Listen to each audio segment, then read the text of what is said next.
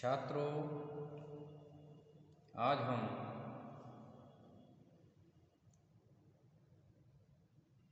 लक्ष्मी नारायण लाल के मम्मी ठाकुराइन एकांकी को लेकर प्रस्तुत हुए हैं।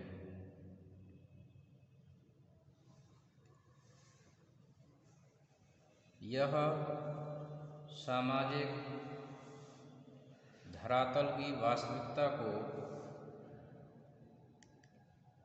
व्यक्त करने वाला एक महत्वपूर्ण एकांकी है। तो आज हम इस एकांकी के सारांश की चर्चा करेंगे।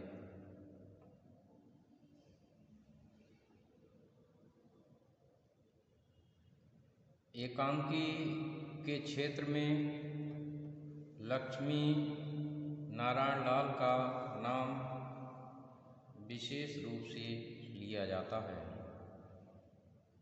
आपने समाज के विविध विषयों पर एकांकी लेखन किया है। आपने सामाजिक जीवन के यथार्थपरक एकांकी विशेष रूप से लिखे हैं। मम्मी ठाकुराइन एक सामाजिक एकांकी है जो समाज की भ्रांत धारणाओं और वास्तविकताओं को प्रस्तुत करता है। इस एकांकी में दो परिवारों के आपसी विवाद और प्रेम तथा सहयोग को प्रदर्शित किया गया है। इस एकांकी में दो परिवारों के पारस्परिक कलह और आपसी सद्भावना और सहयोग को दिखाया गया है।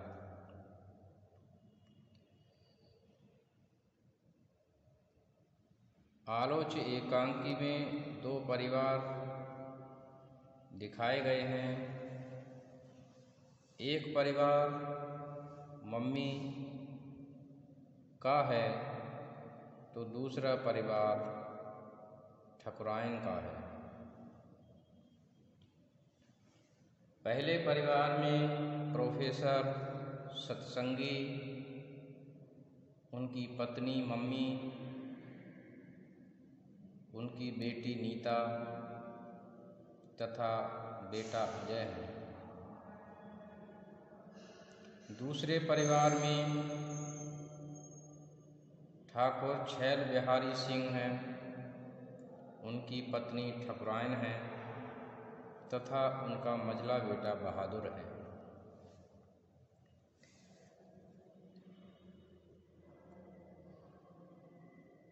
इस एकांकी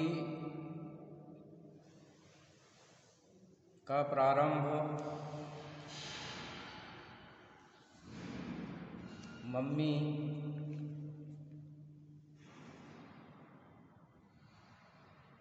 की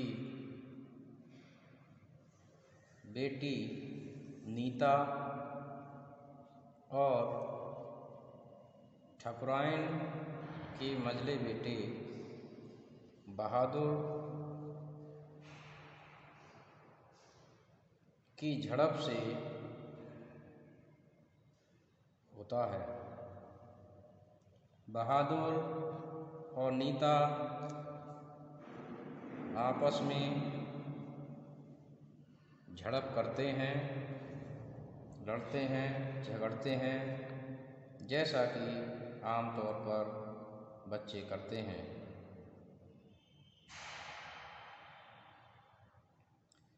इस झगड़े में जैसे ही मम्मी को जानकारी होती है कि बच्चे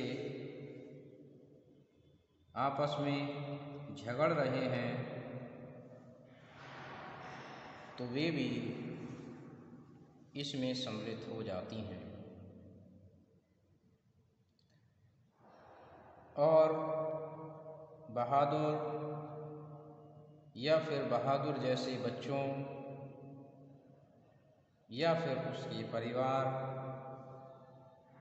के लिए अशिक्षित, अभद्र और गंवार समझती हैं।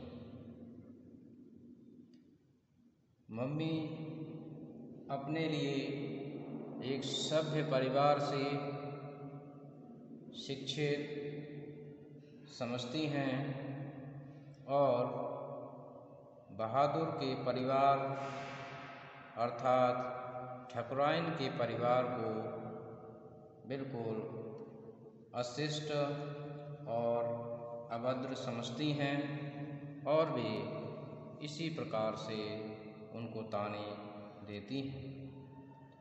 यह सब बात सुनकर ठाकुरायन भी अपने बेटे का पक्ष लेती है और वह भी इस बात को कहती है कि हम लोग कम पढ़े लिखे हैं, तो इसका मतलब यह नहीं है कि हम असभ्य हैं। काफ़ी हद तक दोनों में झगड़ा होता है और बच्चों का झगड़ा बड़ों में होने लगता है।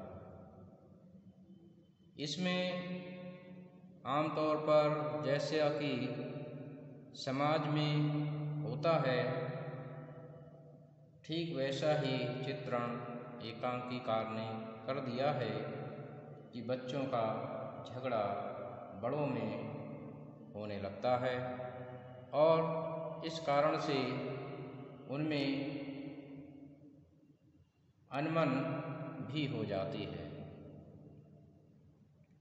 प्रोफेसर सत्संगी के आने पर उनसे भी मम्मी शिकायत करती हैं कि यह गंवार लोगों के वातावरण में हमसे नहीं रहा जाएगा और इनकी शिकायत भी की जाए।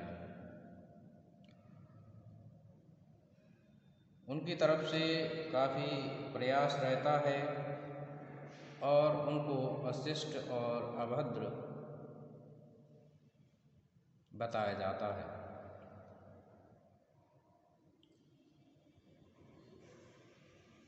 उसके बाद ठाकुरायन भी अपने पति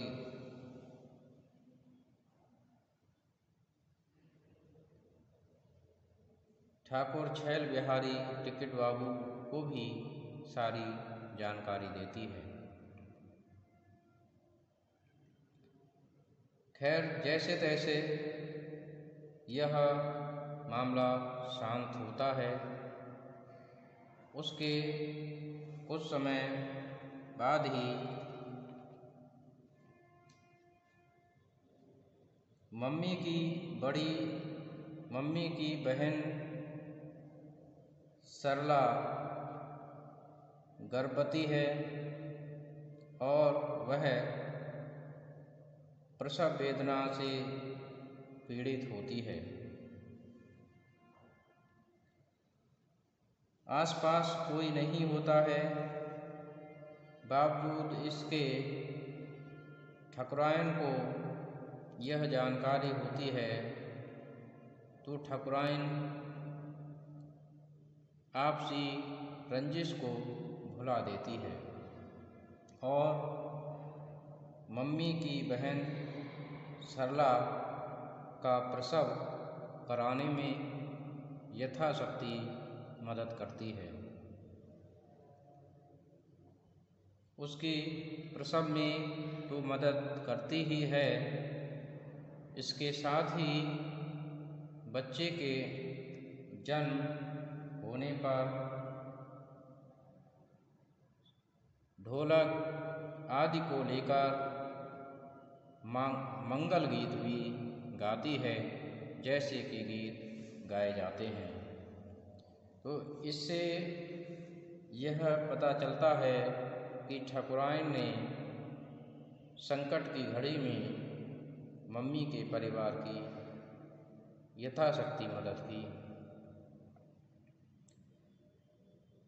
उसे बच्चे से अत्यंत लगाव है और उसके कुछ समय बाद ही होता क्या है कि बच्चा अत्यंत कमज़ोर होता है और कमज़ोर होने के कारण ही उसकी प्रतिरोधकता क्षमता भी बहुत कम होती है। ठाकुरायन भी उस बच्चे को खिलाना चाहती है, वह गोद में लेना चाहती है और गोद में लेती है।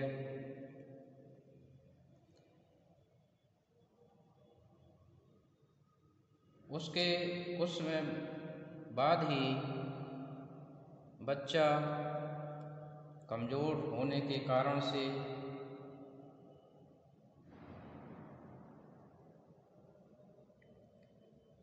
ख़त्म हो जाता है और जैसे ही बच्चा ख़त्म होता है, मम्मी पुनः ठाकुरायन के प्रति आक्रोशित हो जाती हैं और बच्चे के ख़त्म होने का कारण केवल ठाकुरायन को ही मानती हैं, जबकि ठाकुरायन का इसमें कोई दोष नहीं होता है।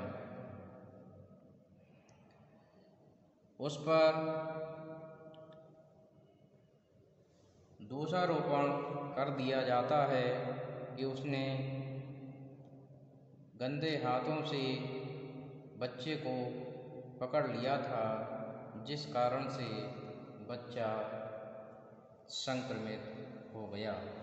यदि वो उस बच्चे को न छूती तो शायद वह बच्चा जीवित होता, ऐसा मम्मी ने ठाकुरायन पर आरोप लगाया। यद्यपि ठाकुरायन के मन में ऐसी कोई बात नहीं थी, फिर भी ठाकुरायन पर जबरदस्ती दोष मढ़ दिया।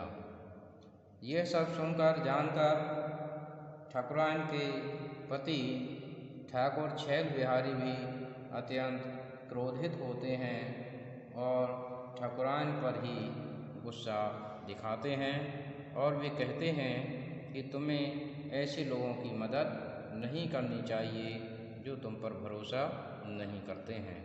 फिर भी मम्मी के परिवार की मदद ठाकुरायन ने की। यद्यपि वे हमेशा ठाकुरायन के परिवार के लिए अशिक्षित, अभद्र और गंवार जैसे शब्दों का प्रयोग करती रहीं, फिर भी ठाकुरायन ने ये सब बातें भुलाकर उनकी मदद की। कहने का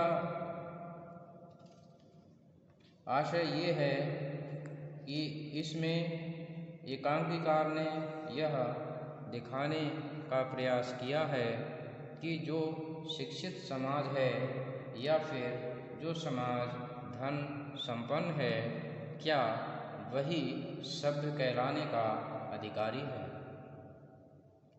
क्या जो समाज शिक्षित नहीं है या धन से संपन्न नहीं है, क्या वह समाज असभ्य समाज है? जबकि वास्तविकता ऐसा नहीं है। सभ्यता और असभ्यता व्यवहार से होती है, न कि उनकी डिग्रियों से। तो मैं समझता हूँ कि यह आपने समझा होगा। धन्यवाद छात्र।